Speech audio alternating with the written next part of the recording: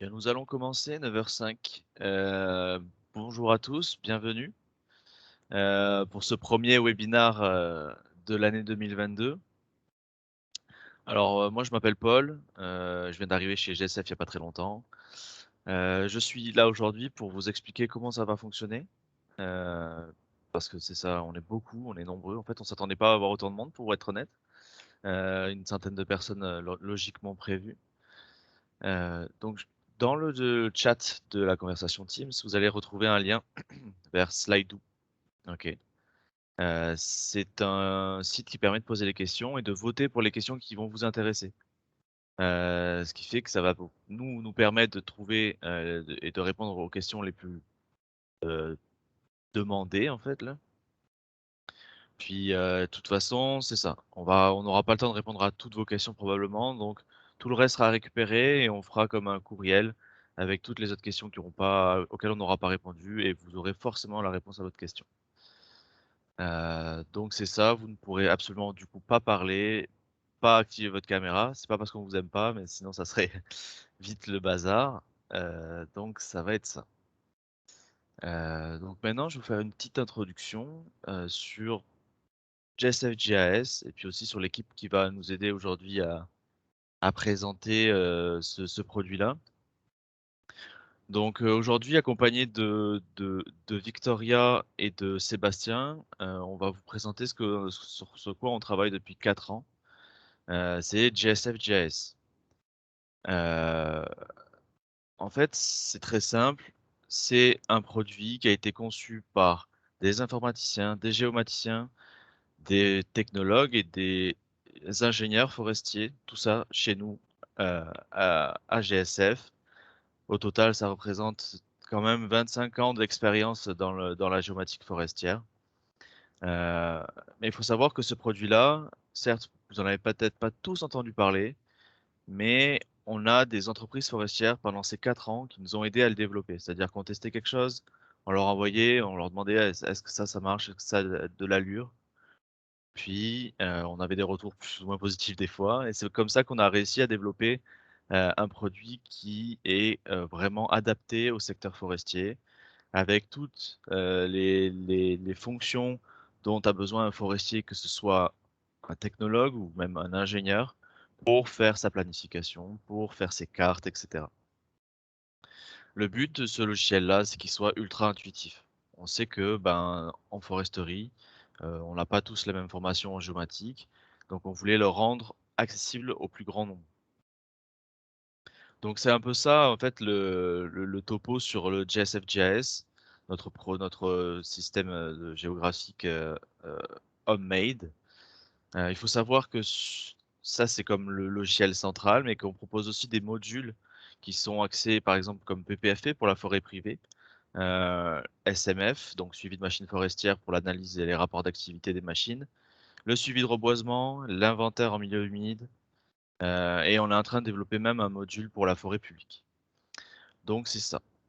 C'est à peu près le topo. Maintenant, ben, je vais vous laisser, en compagnie de Victoria qui va vous faire la petite démonstration du logiciel. Bon visionnage.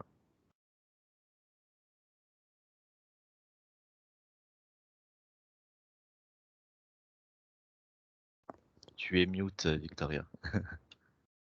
La classique. Bonjour. Comme Paul vient de dire, mon nom c'est Victoria. Je vais vous présenter GSF-GIS. Je vais partager mon écran. C'est parfait. Voici GSF-GIS. Pour commencer à travailler avec GSF-GIS, il faut créer un géodatabase principal. Ça, c'est la base de données de GSF-GIS. Ça va être toujours dans une même projection, alors ça va nous éviter d'avoir des problèmes de projection. Même si on importe des shapefile, des geodatabase, ça devient dans la projection, que c'est dans une autre projection, ça va devenir dans la projection qu'on a créé la geodatabase. Pour l'exercice, je vais aller chercher une geodatabase déjà existante et je vais enregistrer mon projet. Le projet, c'est un point GSF dans notre logiciel. Parfait. Alors, un petit peu l'apparence du logiciel. On voit ici à droite la table de matière avec toutes les couches, la zone d'affichage. On a une barre d'accès rapide à droite pour les outils plus fréquemment utilisés. Et on a un menu principal et 6 rubans. Dans le menu principal, on a les outils, les fonctions pour importer et pour ajouter des images des services WMS, les mises en page et l'export de la carte. Et aussi à droite, on a la liste des 10 derniers projets sur lesquels on a travaillé. Après ça, on a dans outils, on a tous les outils de vue pour faire les zooms à l'avant, les zooms à l'arrière, les outils de sélection, la sélection classique, la sélection par lasso. On a l'outil d'action pour identifier une couche. Ça va nous montrer des informations à droite. Les outils de mesurage. Et un outil très intéressant, c'est l'outil de géolocalisation, que ça permet de rentrer une adresse ou des coordonnées. Et il va nous amener, oui, il va nous amener jusqu'au point. Après ça, on a les éléments graphiques. Après ça, on a les éléments graphiques, points, lignes et polygones. Sont des éléments qui ne sont pas associés à une couche, mais ça va nous aider pour montrer des choses sur la carte. Même chose la infobulle. On peut rentrer un petit et les rentrer dans la carte. C'est vraiment enregistré dans un projet, pas dans une couche. Okay? Et ici à droite, on a les informations du logiciel et une petite configuration qui est proposée. Dans le ruban données, on trouve les outils pour créer une nouvelle couche. C'est tellement simple. Il suffit de nommer la couche, choisir la géométrie. Si jamais on veut ajouter des champs, on peut le faire tout de suite. Sinon, on peut le faire après, dans les propriétés de la couche. Je viens de créer ma couche peuplement. Après ça, on a les fonctions pour retirer une couche. Si on s'en va dans retirer une couche, ça va retirer la couche de la géodatabase, aussi de la zone d'affichage, excuse-moi, de la table de matière et la zone d'affichage, mais pas de la géodatabase. Alors, si je veux la récupérer, je vais aller dans couche retirée et je peux la récupérer. Mais si je veux vraiment supprimer la couche, on s'en va dans supprimer une couche, on coche là et on supprime définitivement la couche de la géodatabase. Alors, c'est plus récupérable. Pour l'importation, on a la possibilité d'importer les shapefile. J'ai un petit exemple.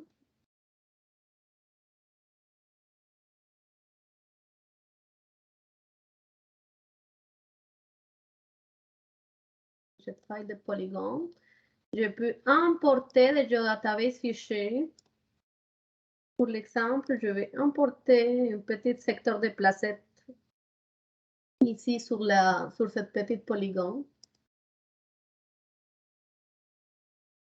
Parfait. Et aussi, on peut importer des GPX. Très important pour les personnes qui utilisent Garmin. Et les GPX, ça peut être importé directement de l'appareil Garmin, directement aussi de l'appareil Android, parce qu'on est capable d'exporter GPX avec Garmin. Sinon, si on les a dans l'ordinateur, on peut aller les chercher dans l'ordinateur.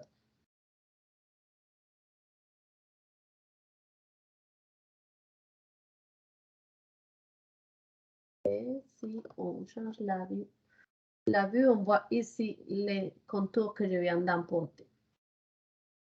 En plus, on est capable d'importer des KML, des ADM, des projets QGIS, des autres géodatabases GSF-JIS et des cartes de GSF-Nav Windows. Pour les images, on peut ajouter des images CW, TIFF, on peut ajouter les fonds cartes. On a ici une liste qu'on a créée avec les services offerts pour le ministère, les services WMS. Ce qu'on a fait, on a créé une liste avec les liens plus utilisés. Et c'est ça, on a créé la liste dans GSF.js. Mais si jamais vous avez des services supplémentaires que vous voulez ajouter, et c'est possible de faire, on va juste cliquer dans WMS, rentrer les URL, on a plusieurs ici disponibles et ça va ajouter les services dans la liste. Moi, je vais ajouter l'inventaire écoforestier. Il va être ici affiché à gauche dans la table hématique. Je vais juste décocher mes psométries pour que ce soit plus bon. Et c'est ça. Après ça, on a fait la même chose avec les services LIDAR. Récemment, on a les modèles numériques de terrain, les pans fortes, l'auteur de canopée, les reliefs ombrés, les lits d'écoulement potentiel et l'indice d'humidité topographique. Je vais juste ajouter les reliefs ombrés et aussi les pans fortes.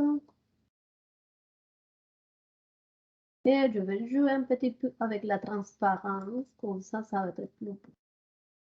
OK.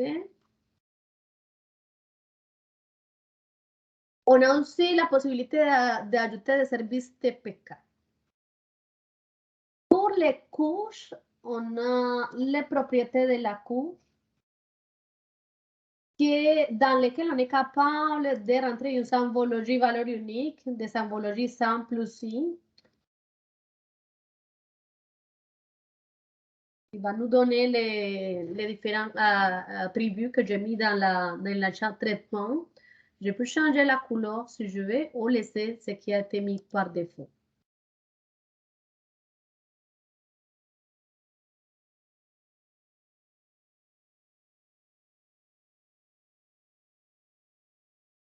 Pour les étiquettes, on peut faire une étiquette simple aussi par champ, sinon une étiquette avec expression. Moi, pour l'exemple, je vais mettre traitement plus la area. Les échelles de visibilité sont disponibles aussi. La transparence, ça peut être géré dans les propriétés de la couche. Et même chose, les champs, on peut ajouter des champs et supprimer des champs dans la couche. On a proposé aussi la possibilité de créer une liste de choix ou menu, liste de choix ou menu déroulant. Moi, je vais créer un petit menu déroulant pour l'exemple avec les coupes jardinage, coupe totale. OK, confirmer. Maintenant, si je ouvre la table attributeur et si ma couche est en édition, je vais être capable de rentrer, de choisir entre les trois traitements que je viens de rentrer dans mon menu déroulant. OK?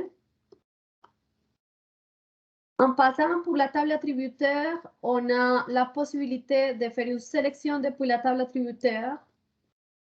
On peut faire une sélection dans la sélection. On est capable d'inverser la sélection. Et la table attributeur, ça peut être exporté en format Excel et DBF.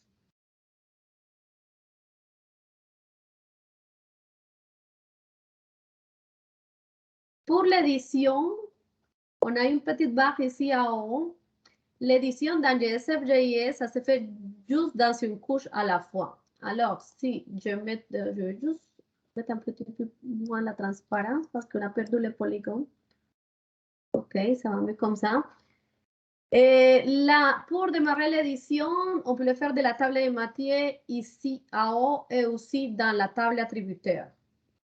Quand il y a une couche en édition, ça va être en surbrillance et ça va être en rouge ici en bas. Ça va marquer en rouge ici en bas. Comme ça, on va savoir c'est vraiment quelle couche que j'ai en édition.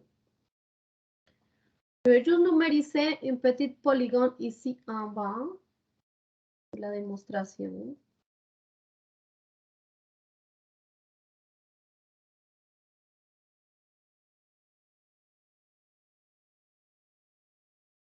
Je vais éditer mon polygone. Ajouter des sommets.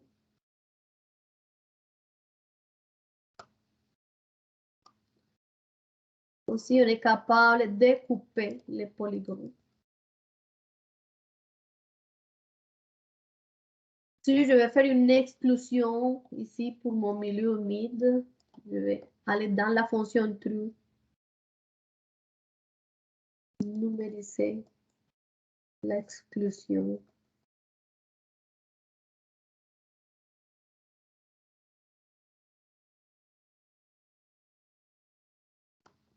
La sélection, clic, supprimer la sélection et ça va créer mon trou.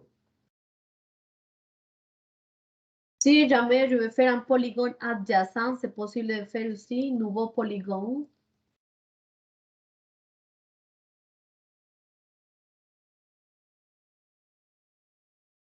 Sélectionne les 12 entités, clic droit, effacement de l'intersection sur sélection. Ce que je vais effacer, c'est mon deuxième polygone, la partie qui est sur l'autre, confirmer. Et maintenant, si on voit la sélection, il y a un polygone adjacent. À part ça, j'ai des autres fonctions pour l'édition, comme dupliquer sélection, déplacer la sélection, pivoter la sélection, fusionner sélection, exploser sélection et généralisation.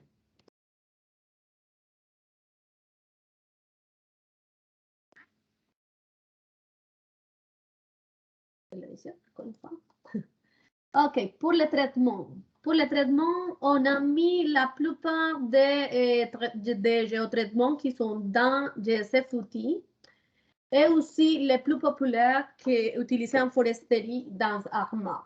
Alors, pour les géotraitements, on a transfert d'entité, son tampon, intersection, fusion d'entité, export de la sélection, effacement de l'intersection, découpage, nettoyage, multipartie vers une partie, remplissage de trouées, généralisation, conversion de géométrie, division d'une couche, regroupement d'une couche et transfert d'attributs. Je vais vous montrer un petit exemple. Je vais monter pour les sons tampons. Ici, oui, on a une petite cours d'eau ici. Alors, je vais mettre en sélection. Je vais créer la son tampon pour les cours d'eau permanents. On va les faire pour 20 mètres. Utiliser la sélection. Ça permet d'enregistrer les résultats dans une couche existante ou dans une nouvelle couche. Moi, je vais le faire dans une nouvelle couche. Exécuter.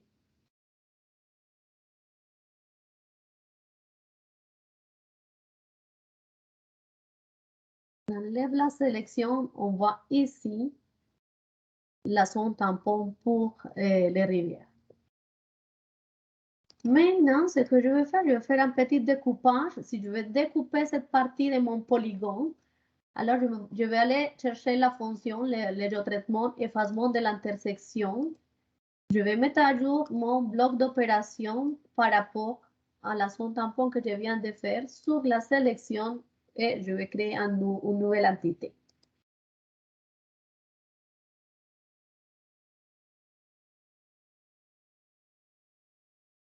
Si on décoche le bloc d'opération et la zone tampon, le buffer, on voit que j'ai mon polygone et j'ai enlevé la superficie de la rivière avec la zone tampon. Et un autre traitement que je vais vous montrer, c'est la conversion de géométrie. Après qu'on fait l'importation d'un GPX, par exemple, et on veut que ça devient un polygone, on a la conversion de géométrie. Je vais aller chercher ma couche, contour 1. Je veux que ce soit un polygone. Distance maximale entre deux points, je vais mettre 10 pour éviter d'avoir des points très loin l'un de l'autre. Et je vais créer ça dans ma couche d'opération, bloc d'opération. Moi, je vais l'enregistrer dans une ancienne couche. Je ne vais pas créer une nouvelle couche. Et voilà, j'enlève le contour. J'ai mon polygone dans ma couche de bloc d'opération. Donc, c'est plusieurs polygones qui ont été créés. Je vais juste fusionner.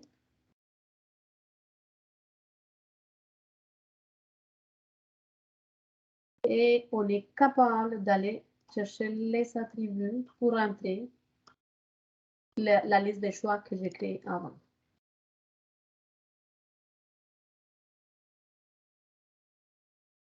Parfait. Alors, aussi, on a dans les images, j'ai oublié de montrer tantôt, quand on met des services WMS dans la table de matière, excuse-moi, on est capable d'extraire les tuiles. Alors, si jamais vous voulez extraire une image, une tuile, une partie d'un service WMS, ça, c'est possible avec la fonction extraire des tuiles. Il suffit de spécifier la zone.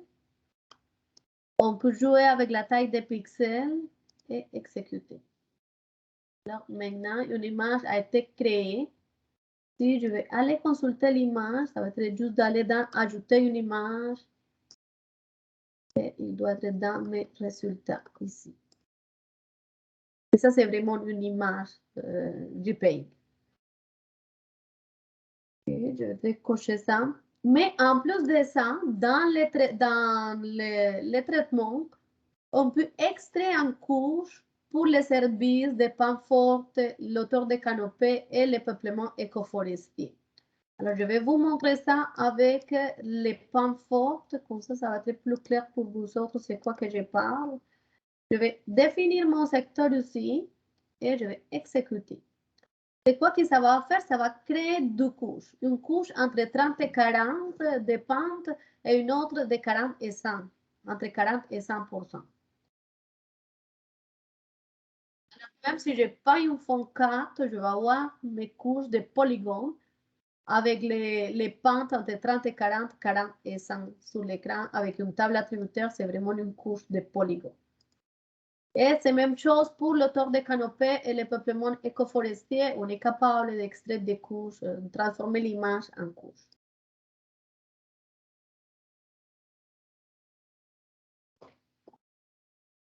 Maintenant, pour la création des plans sondage. Vous connaissez déjà un petit peu ce qui est... C'est parmi vous qui connaissez déjà GSF Sondage dans ARMAP, ça se ressemble pas mal. On peut créer une nouvelle couche de placettes. On va les créer sur les blocs d'opération. Vous pouvez définir la méthode, ça peut être aléatoire, ça peut être un espacement fixe. Moi, je vais mettre aléatoire avec une largeur de bande exclue de 10 mètres. Et vous pouvez choisir de générer la grille ou pas. Petit aperçu avant de confirmer, ça va nous laisser vérifier les plans sondage.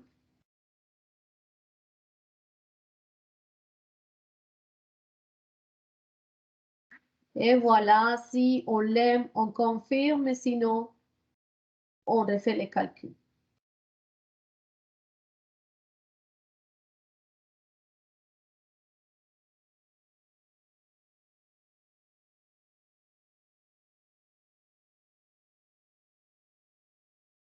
Et maintenant, pour, pour les géométries RATF. La géométrie RATF, c'est juste la correction géométrique qui a été créée pour la norme RATF. Ça existe aussi déjà en GSF outils. Maintenant, les échanges avec Garmin, notre roi Garmin. Dans Garmin, on peut créer des images IMG. Il suffit de spécifier les couches à envoyer. Si on a une sélection, je n'ai pas fait une sélection avant. On va faire une petite sélection ici.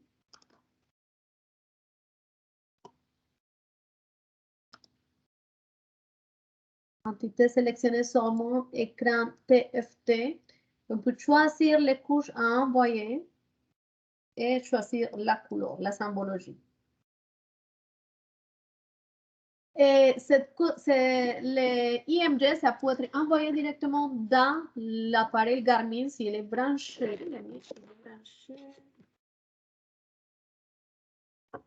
Sinon, ça peut être créé dans l'ordinateur.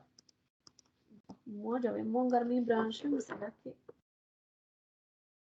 c'est pas bien branché. Et on crée l'image IMG. Même chose pour faire la récupération des GPS. Et on peut le faire directement de l'appareil Garmin, sinon des GPS qui sont sur l'ordinateur. C'est la même fonction que j'ai montré avant dans Outils pour importer les shapefile, les geodatabases et les GPS. Pour GSF Nav, on a créé un côté des échanges avec GSF Nav Android et un autre avec GSF Nav Windows. Pour GSF Nav Android, c'est la même chose, on fait une sélection. On est capable de créer les cartes dans l'appareil Android directement. Sinon, on peut les créer aussi dans l'ordinateur et les transférer après. Moi, pour l'exercice, je vais laisser les mêmes couches que j'ai ici dans la table de Mathieu cochées. La symbologie, ça va suivre la même qu'on a dans la table de Mathieu. Je vais utiliser la sélection et appeler ma carte. Pour Android, on est capable d'exporter les fonds cartes qu'on veut qu'il y a dans la liste. Alors, moi, je vais exporter l'inventaire écoforestier et je confirme.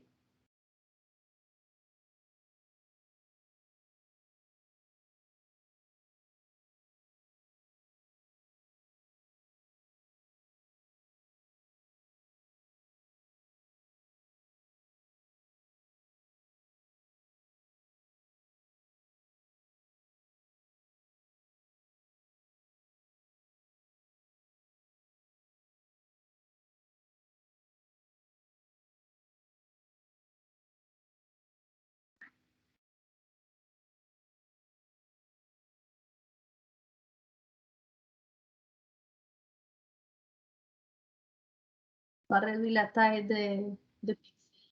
Augmenter la taille de pixels. OK.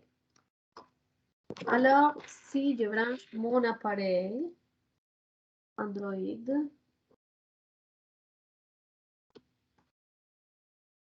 juste une petite seconde pour créer la connexion.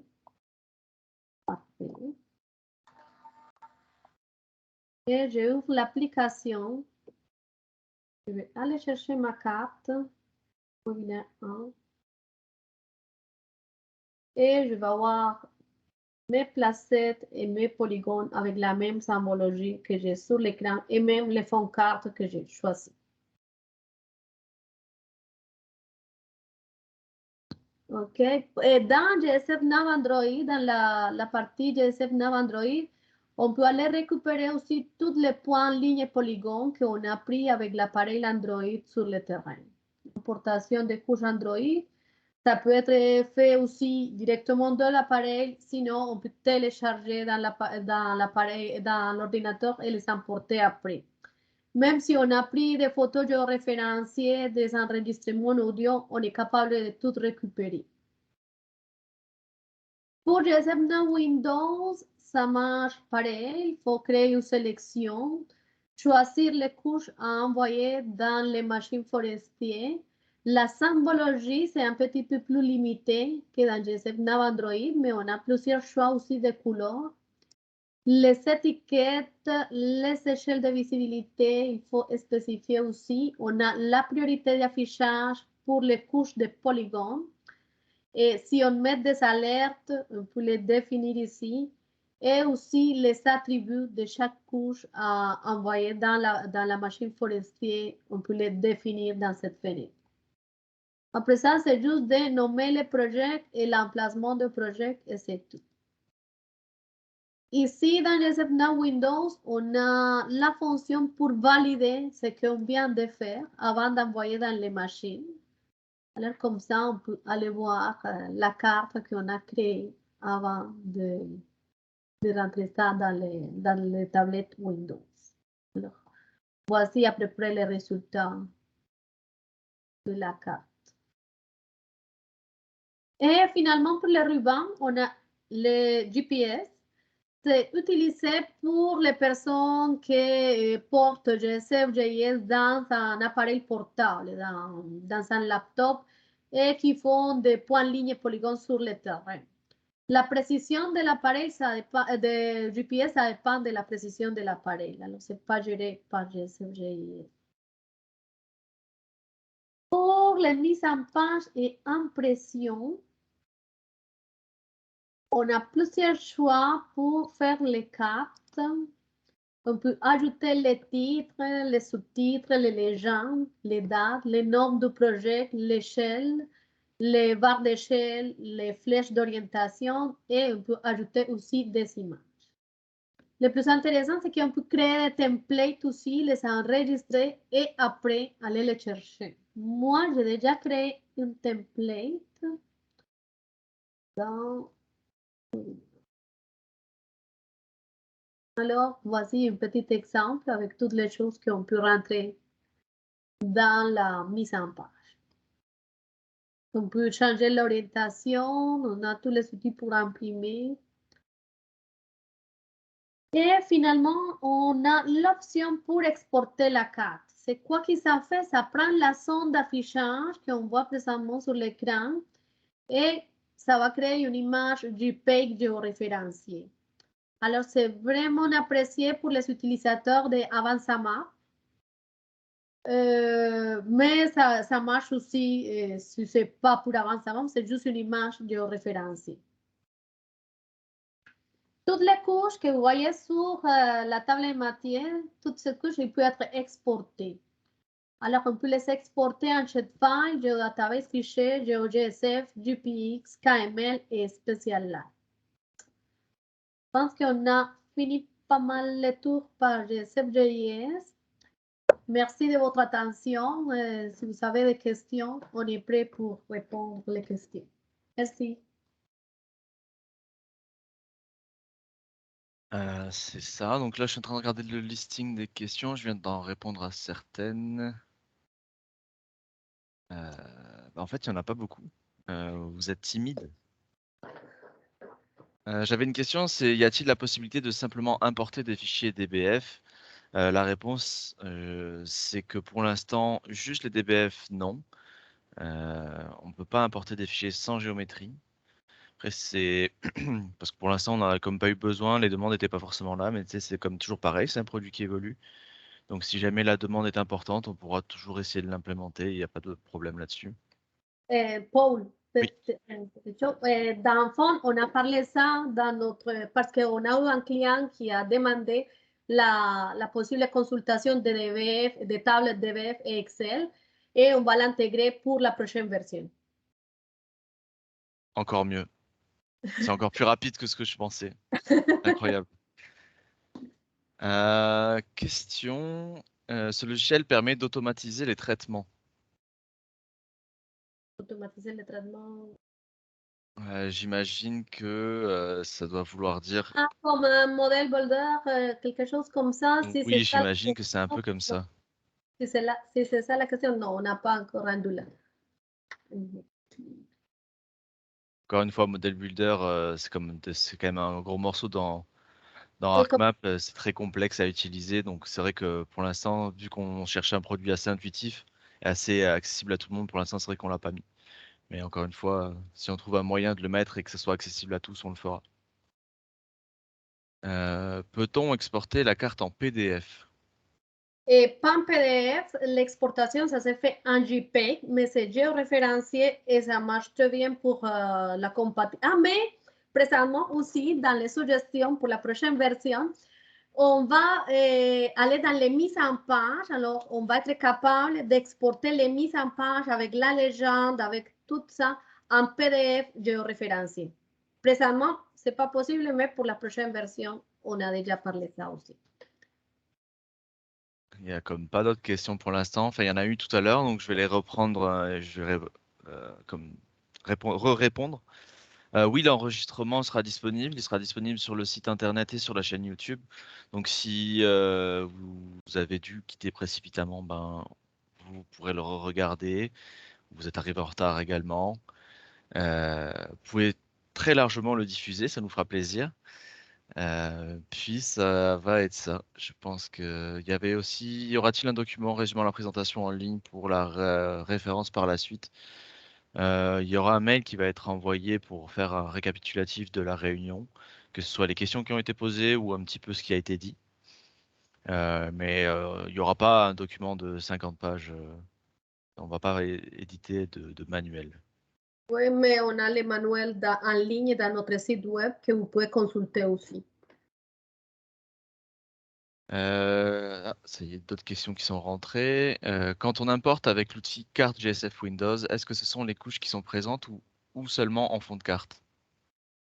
Quand on importe de GSF Now Windows, Oui, quand on importe avec l'outil carte GSF Windows, est-ce que ce sont les couches qui sont présentes ou seulement en fond de carte? Et ou non, seulement en fond de carte? les couches qui sont présentes. Ok.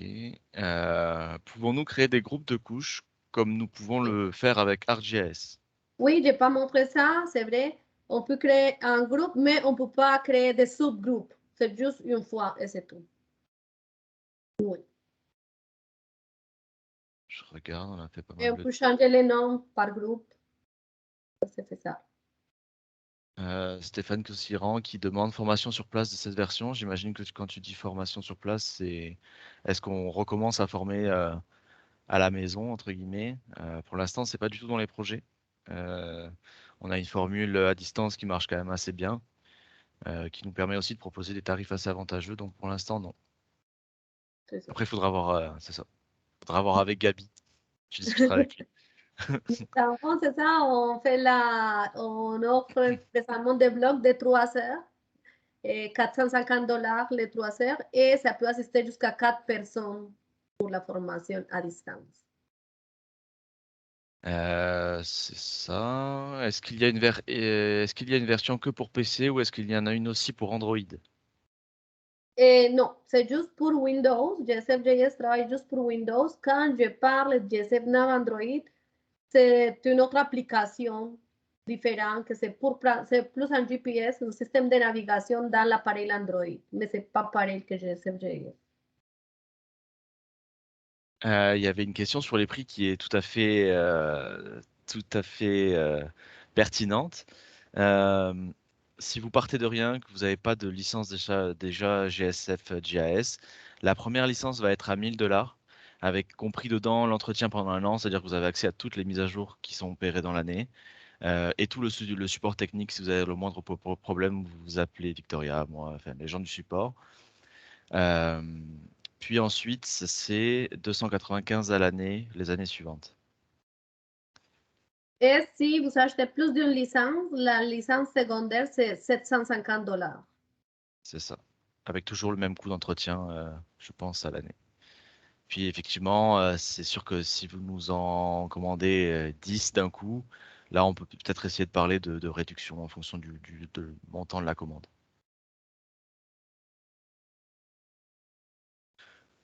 Je regarde si on a raté des questions, mais je pense qu'on est pas mal good. Ah, il y en a dans le chat quand même. À partir de quand le logiciel sera en vente et combien coûtera-t-il? Ben, le logiciel est déjà disponible en fait. Ça fait 4 ans. C'était ouais, c'est ça. Mais mettons qu'il est vraiment officialisé là depuis le début 2022. Avant, il était comme dans un stade de bêta testing, mais en même temps, il fonctionnait assez bien. Donc là, c'est officiel, il est sorti, puis c'est ça, les tarifs, on vient juste d'en parler. Puis c'est ça, je pense que ça fait pas mal le tour. Je sais pas si d'autres personnes ont des questions. Si jamais vous avez des questions, vous pouvez nous écrire des courriels sur info, sur mon courriel. C'est ça. Si vous avez des questions, c'est ça. Plutôt Victoria, comme ça, on est tranquille et c'est juste elle qui devra travailler. Mais, mais non, sur info à commercial gsf.ca ou je connais pas ton adresse, Victoria. fais Shawala. C'est pas facile, mais la Tu fais plupart, on la connaît déjà. oui, Alors. oui, oui, ils te connaissent, ouais, ouais. En fait, la personne privilégiée à qui vous allez parler quand vous allez avoir un problème avec GSF.js, même s'il est parfait, donc il n'y aura pas de problème.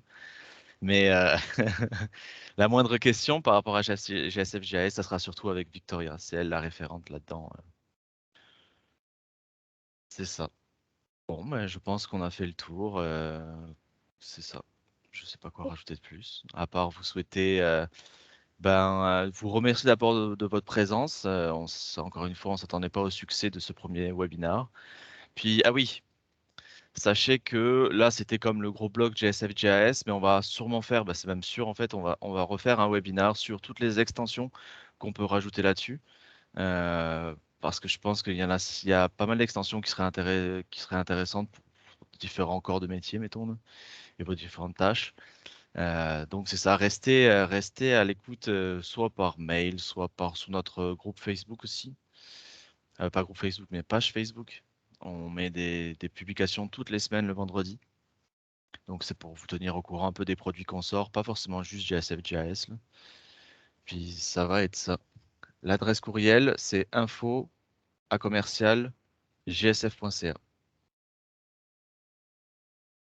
Puis ça va être ça. On vous souhaite une bonne fin de semaine. J'espère que ça vous aura permis de commencer le vendredi tranquillement et d'entamer le week-end paisiblement.